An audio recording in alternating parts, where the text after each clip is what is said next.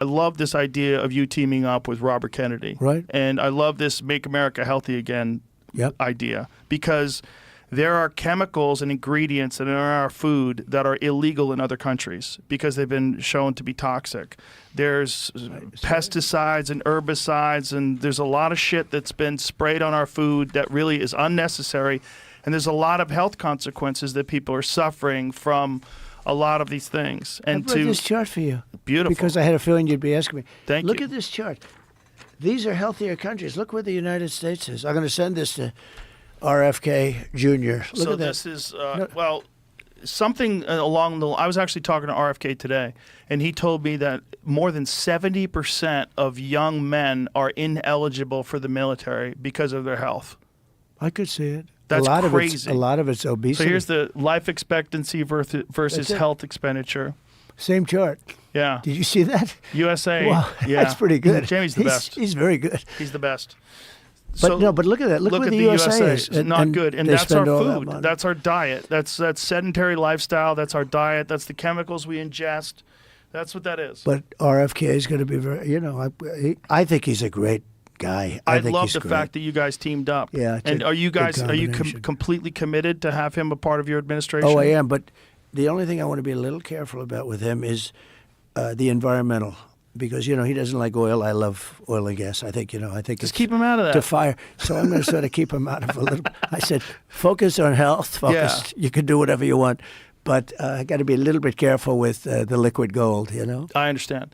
But listen, there's plenty of good work that could be done if you focus on health. Here's the one that my all-time favorite, though. What is that? See the arrow right here? That's what I left. Do you have anyone that is pressuring you to not work with him? Have there been people that are reaching RFK Jr.? Yes. Yes, I would imagine. Because financially, he could put a dent. I would say that, and, I think in many ways they've done a good job. In many ways they've done a bad job. But I would say that the Big Pharma wasn't thrilled when they heard that, I've actually always gotten along very well with him. I've known him a long time. He's a different kind of a guy. He's very smart, great guy. And he's very sincere about this. I mean, he really is, he thinks we spend a fortune on pesticides and all this stuff, and then you end up with that chart is a terrible chart, the one previous. It's such a bad chart when you look at where we are compared to other countries that don't spend 10 cents. Right. So, and you save a lot of money. But, yeah, I've had some people that aren't exactly thrilled. You can imagine, right? Sure. It's a good question, actually. Well, certainly if it doesn't affect me. Some pharmaceutical drugs that have been prescribed that have negative consequences that these people have been profiting off of, and then you have a guy like RFK Jr. who spends an enormous amount of time highlighting those things. You could say how they'd be very reluctant to have you support him. I would say that's an understatement, yes. Yeah. So what do you do to stop that from getting in the way? Yeah, well, look, they've come up with some amazing things. I mean, I don't know how you feel. I know you're against certain vaccines.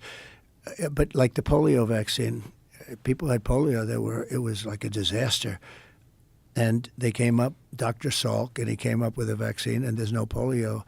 Now, very interesting, there hasn't been polio, but now in the Gaza Strip, can you believe that? Have you heard that?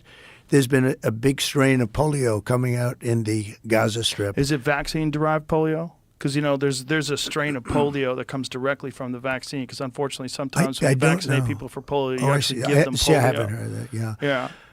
I mean, all I can do is I sit down and I listen to him, and I'll give it a total. I would love him to be right.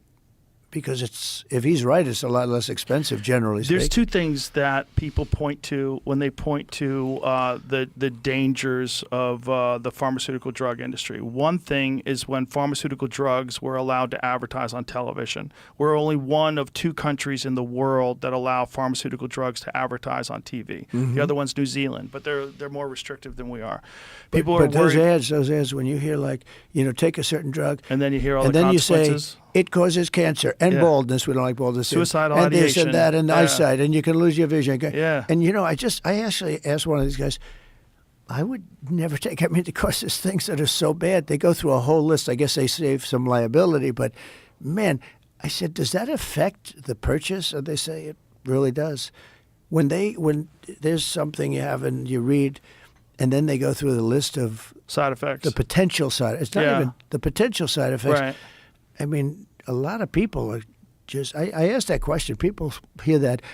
When I hear it, I'm going to take a pass. It says, may affect your vision, may cause blindness, may this. Yes. But well, I know you're aware of Cali Casey means, right? Yes. Well, one of the things that they pointed out, and this is a very important thing for people to understand, is what a lot of these drugs do is they act to somehow or another mitigate the effects of poor metabolic health.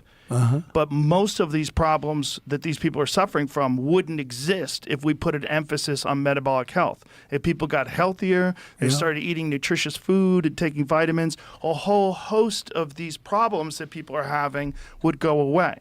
And the problem with that from the pharmaceutical drug standpoint is they wouldn't be able to sell drugs to these people.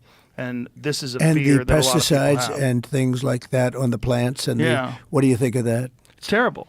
Well, I think regenerative agriculture, unfortunately, is very difficult to scale to a point where you got a jack-in-the-box on every corner. Right, that's right. If everybody wants food, and we have food deserts, and we have places like Los Angeles where no one's growing anything, and everything has to be shipped in, and it's very difficult to feed that many people. We've created this incredible society where we have these enormous cities, but it's very difficult to get food to these people. And then for a lot of these people in low-income areas, the only food that's available is cheap, unhealthy food. That's right. And we could fix that. That's if we could send $175 billion to Ukraine, we could do something to fix a lot of the health problems that the United States has. And I think it would help us as a nation overall. If you just put it out there that, hey, as a nation, we're going to make a concerted effort to get people healthier. Just put it out there, and people start making better choices. Well, when you look at that chart, it's crazy. They just gave me that chart because they said you may want to discuss this topic, which I know is a big topic for you. And when I looked at that chart and I looked at how unhealthy we are as a nation, that's a pretty big thing.